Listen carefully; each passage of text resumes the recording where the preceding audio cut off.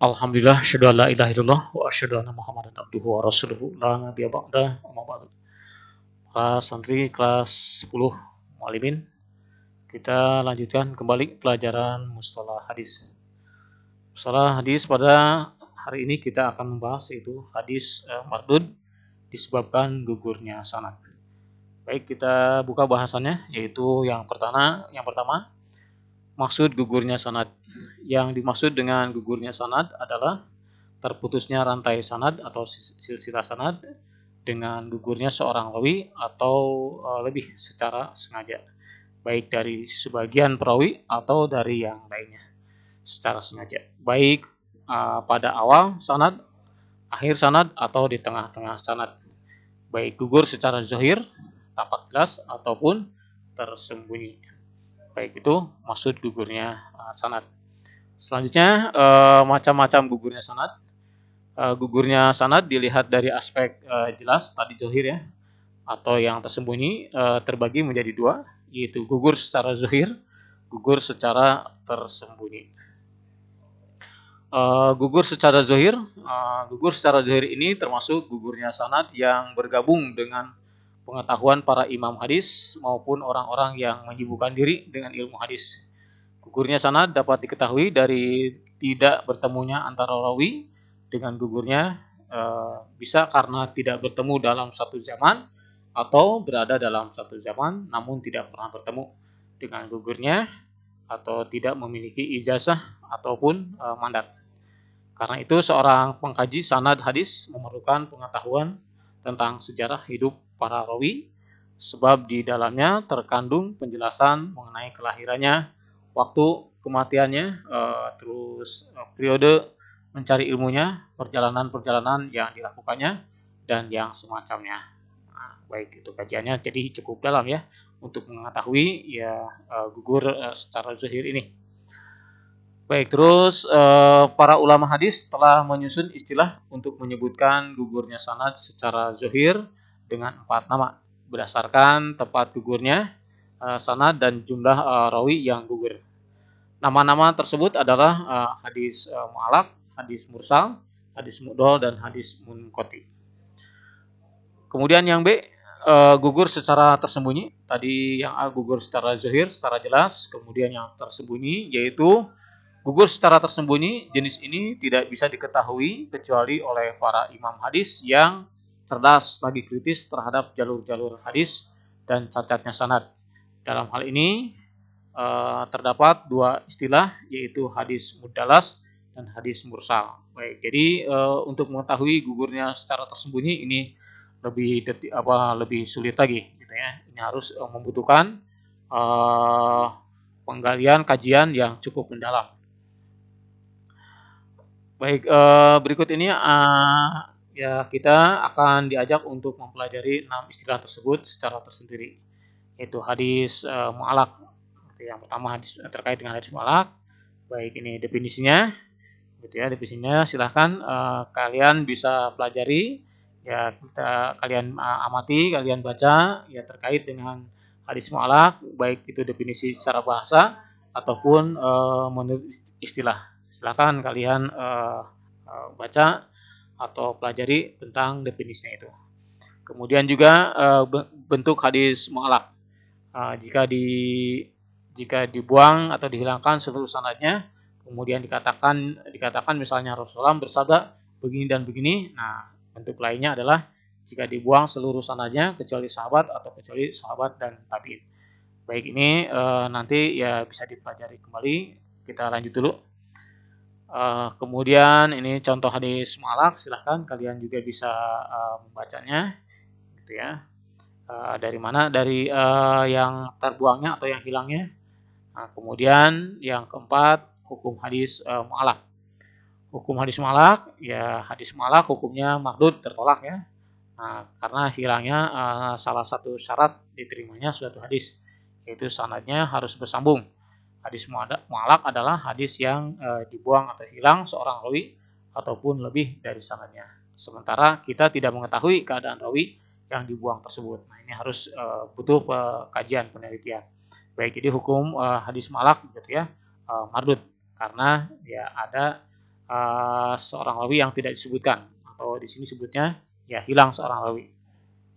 Tidak disebutkan. Baik, terus yang selanjutnya yang kelima, hukum hadis mu'allaq yang terdapat dalam kitab Shahihain. Baik, jadi dalam kitab Shahihain, dalam kitab Bukhari Muslim, nah ini ada kajian tentang hadis mu'allaq. Jadi ada hadis mu'allaq yang benar-benar dianggap dhaif, ya, seperti apa? Nah, kalian bisa pelajari. Tapi ada juga hadis mu'allaq yang dianggap sahih atau menjadi hasan. Dan tentunya alasannya seperti apa? Nah, ini silahkan bisa kalian pelajari di materi yang nomor 5 ini terkait hukum hadis mu'allaq yang terdapat dalam kitab Shahihain. Baik, silahkan pelajari gitu ya. Baik, selanjutnya hadis mursal. Nah, hadis mursal definisinya menurut bahasa gitu ya, merupakan isim maf'ul dari kata arsala yang berarti melepaskan. Jadi seakan-akan lepas dari ikatan sanad. Menurut istilah, hadis yang gugur pada akhir sanad setelah tabi'in. Kemudian ini gambarannya ya. Silakan, ini juga ya gambaran hadis mursal. Ini bisa kalian amati, kalian pelajari. Kemudian contohnya, nah ini juga contohnya, silakan kalian bisa amati, kalian bisa pelajari. Selanjutnya ya hadis mursal menurut fuqaha dan ulama usul. Bentuk hadis mursal yang saya singgung ini merupakan hadis mursal menurut para pakar hadis. Sedangkan bentuk hadis mursal menurut fuqaha dan ulama usul lebih umum lagi. Menurut mereka, setiap hadis yang terputus sanadnya merupakan hadis mursal. Dimanapun tempat terputusnya, ini merupakan pendapat Al-Khatib. Silakan nanti bisa dipelajari. Baik, hukum hadis mursal, ya pada dasarnya hadis mursal itu adalah dhaif dan mardud. Dan ini berikut alasan-alasannya, silakan terus kalian amati lagi, kalian pelajari ya terkait dengan hukum hadis mursal. Ya, dengan alasan kedhaifannya, dengan alasan tertolaknya. Kemudian secara umum pendapat para ulama mengenai hadis mursal bermuara pada 3 pendapat. Satu ya termasuk hadis dhaif atau mardud, ini menurut jumhur ulama hadis dan sebagian besar dari ulama usul dan fuqaha. Alasan mereka karena tidak diketahuinya ya keadaan rawi yang dibuang atau hilang karena mungkin saja rawi yang dibuang itu bukan sahabat. Kemudian yang B termasuk hadis yang sahih dan bisa dijadikan argumen. Ini pendapat 3 imam yaitu yang masyhur yaitu Abu Hanifah, Malik dan Ahmad. Baik, jadi Abu Hanifah, Imam Malik dan Imam Ahmad ini bisa saja katanya hadis mursal itu bisa dikatakan sahih dengan syarat. Nah, ini mereka memberikan syaratnya ya. Hadis mursal itu berasal dari orang yang sikoh katanya, dari orang yang terpercaya dan seterusnya. Silahkan kalian bisa pelajari. Baik, selanjutnya bisa diterima dengan beberapa persyaratan. Nah, maksudnya sah asalkan memenuhi beberapa persyaratan. Baik, ini masih termasuk persyaratan hadis mursal bisa diterima atau bisa dianggap menjadi sahih. Nah, ini termasuk ya bahasannya. Silahkan juga terus kalian pelajari hal tersebut. Baik, kemudian jika 3 syarat yang bergabung tersebut mengandung salah satu perkara berikut.